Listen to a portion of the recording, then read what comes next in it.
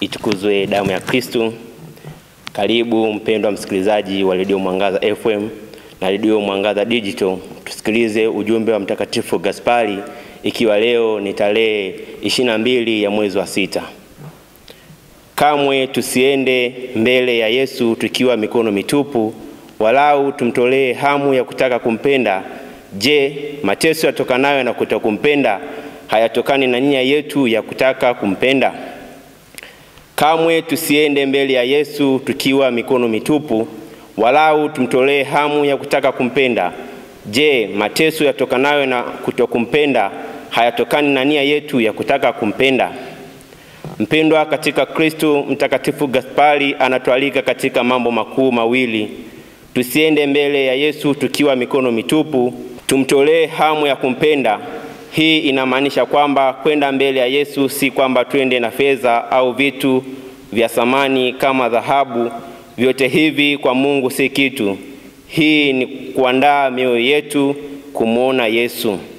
Hivyo tusiende mbele ya Yesu kama wasafi wa moyo, bali wachafu, kwani ndivyo tulivyo, ili yeye mwenyewe atusafishe.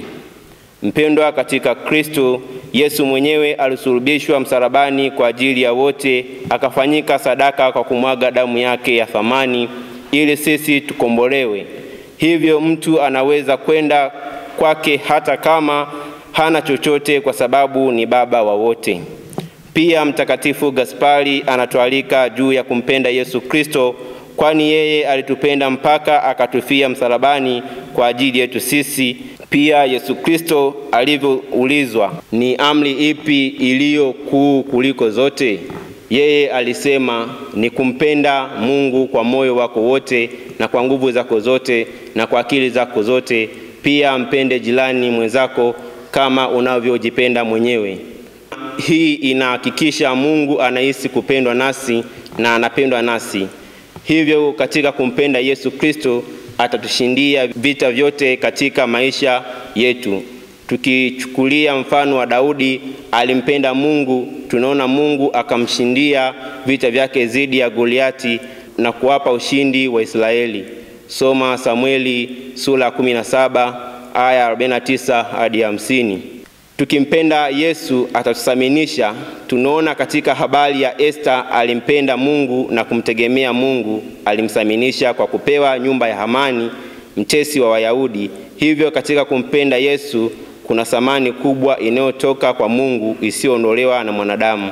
Rejea Esther 8 aya ya 1. Tukimpenda Yesu atatutumia kufanya mambo makubwa kwa utukufu wake Mungu, kama Musa alivyotumiwa na Mungu kuokoa wana wa Israeli.